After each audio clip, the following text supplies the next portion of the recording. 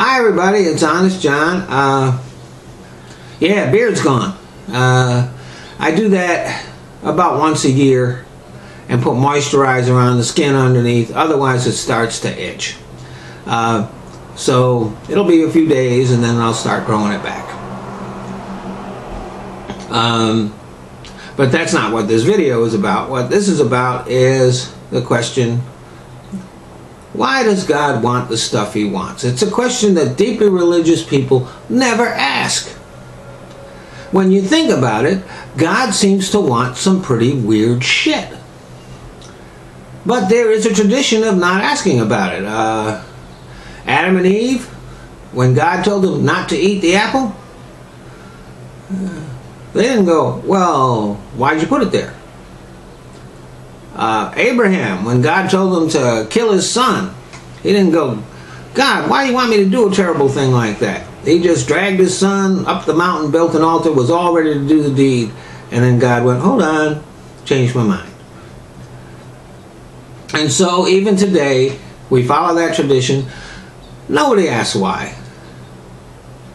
So certain Muslims and Hasidic Jews believe that God wants men to have beards.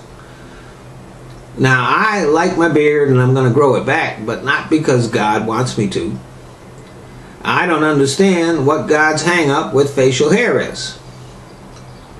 The Amish believe that God wants them to only use the most primitive tools. What does God have against vacuum cleaners and washing machines and dishwashers and cars? Never really kind of got that. Some religions forbid pork. Now, I happen to really like bacon. And I don't understand why God is so interested in our diets.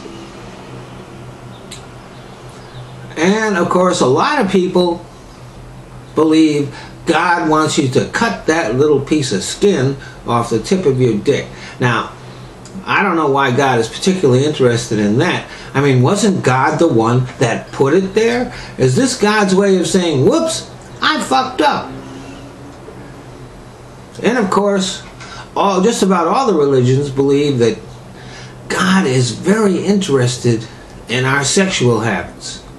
He's very worried about who we fuck, when we fuck, where we fuck, and if we fuck too much and if we like it too much. But he was the one that put all those nerve endings in our sexual organs that made it feel so good, and he was the one that put all those hormones in our system that make us want to fuck a lot. But no, he doesn't want us to fuck or even jerk off. It's like, yeah, I made it feel real good, now don't do it.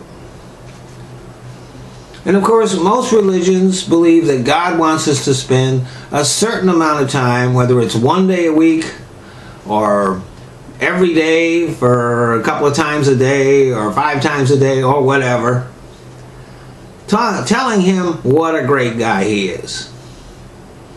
Insecure much? And of course, Christian religions believe that God wanted us to kill his son to make up for stealing his apple. The logic of that, I just don't get. Matter of fact, see, here's the thing. I was deeply into the religion, studied to be a priest, but the more I learned about God, the less I liked him. And it was like, I wouldn't even want to hang out with this guy for 5 minutes here on earth. Why would I want to hang out with him for all eternity after I die? Thanks for listening.